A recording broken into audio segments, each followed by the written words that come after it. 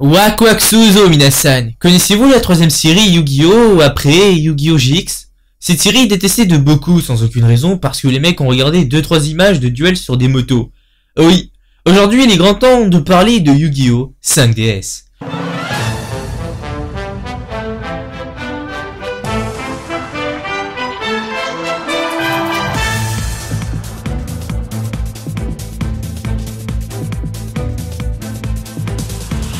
Yu-Gi-Oh! 5DS, qu'est-ce que c'est? Yu-Gi-Oh! 5DS ou Yu-Gi-Oh! 5DS est une série d'animation japonaise dérivée de la franchise Yu-Gi-Oh! La série a été diffusée au Japon du 2 avril 2008 au 30 mars 2011 en remplacement de Yu-Gi-Oh! GX.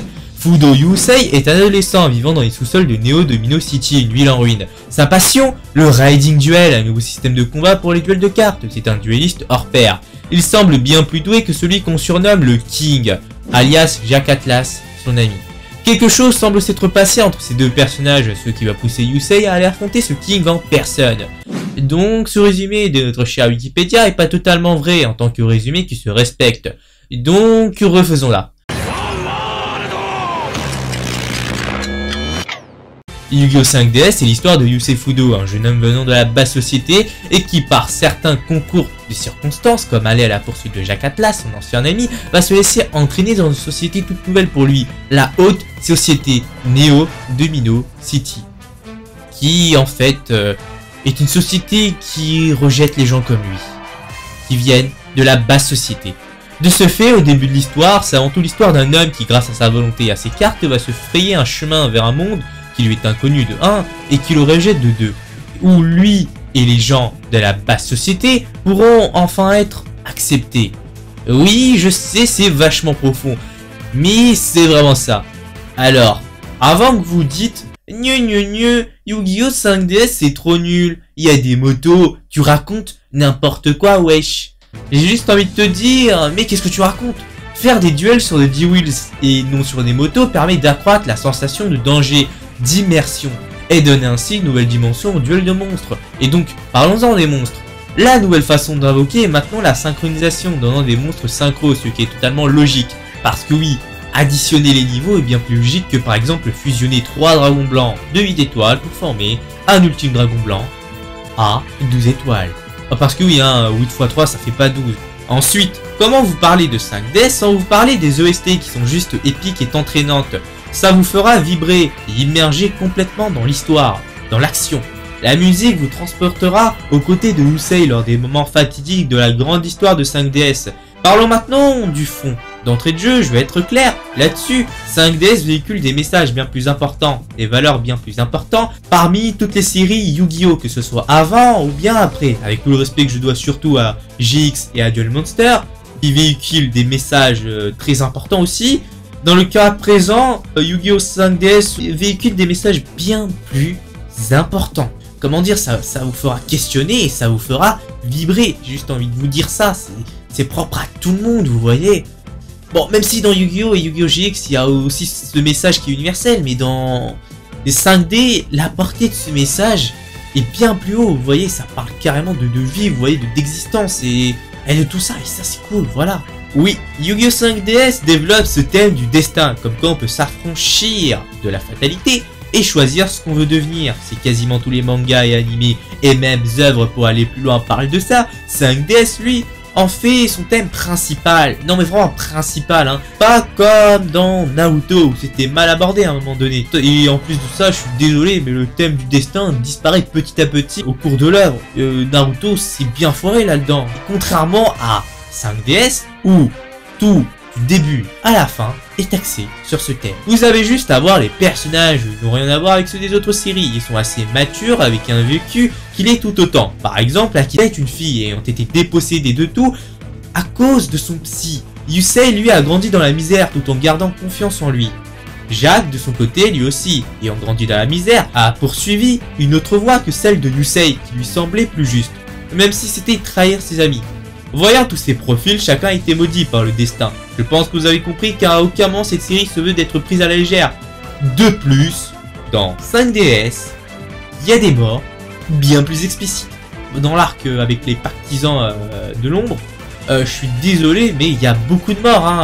Et ces morts, c'était pas genre des morts suggestives, c'est vraiment des morts au premier plan, pas des morts comme ça, useless, vous voyez, bon, pas des morts useless, aucune mort n'est useless. Hein. Par exemple, dans Yu-Gi-Oh! GX, contrairement à 5DS, il n'y a pas une mort, on va pas se mentir, même Zane Truesdale, bon, en VF, hein, ou bien Kaiser, il devait être mort. Le Kaiser, hein, ou le Zane, bon, je vais l'appeler Zane, parce que oui, j'ai découvert GX en français, ben, il devait mourir face à Yubel.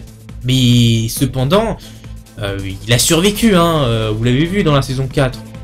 Ils ont gardé ce personnage un peu pour le fan service. Il n'y a pas vraiment une mort, même s'il devait y avoir des morts. Et même dans Yu-Gi-Oh! Premier du nom, je suis désolé, mais il n'y a pas une mort. Hein, du début à la fin, il n'y a pas une mort. Bon, à la limite, il y a eu des morts dans le passé du pharaon. Mais c'est pas des morts qui sont passés dans le présent, donc on peut les exclure, même si, bon, c'est des morts, vous voyez. Mais bon, dans le présent, il n'y a pas eu des morts. Alors que dans 5DS, dans le présent actuel, là, oui, il y a eu des morts. Il y a eu des morts.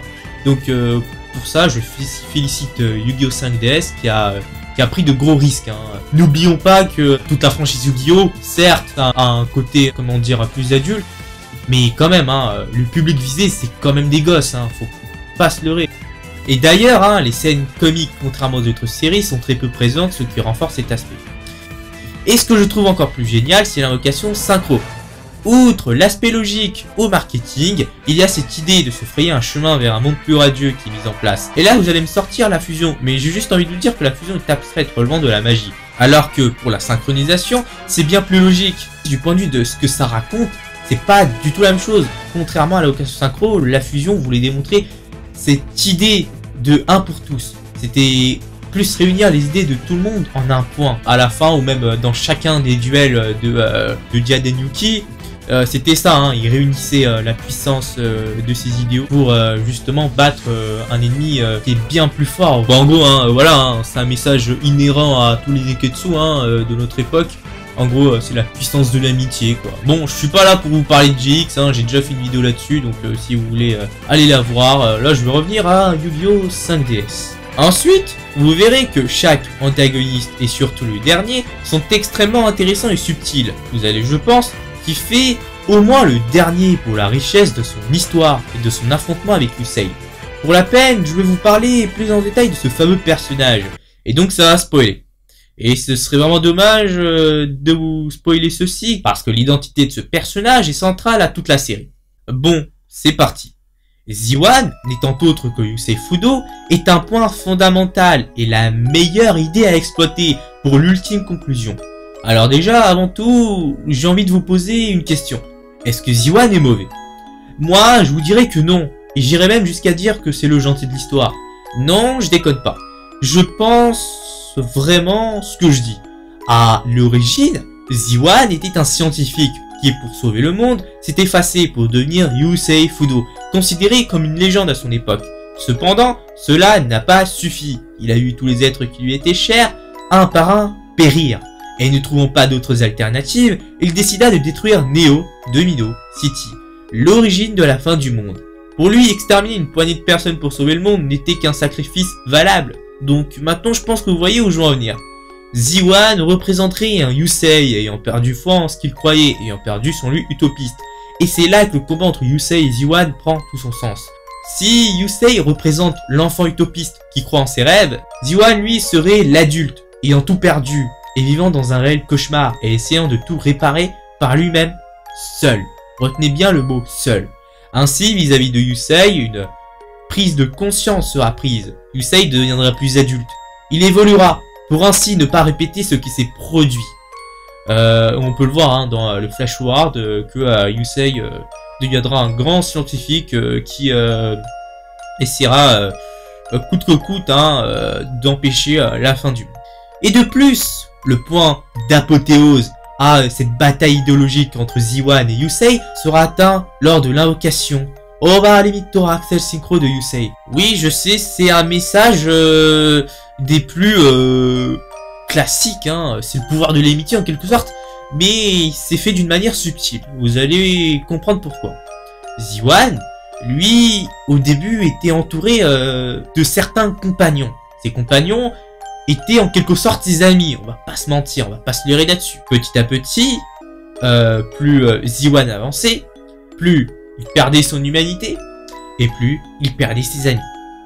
Et plus chacun périssait petit à petit à ses ambitions. Ziwan, c'est ça. Maintenant, Yusei.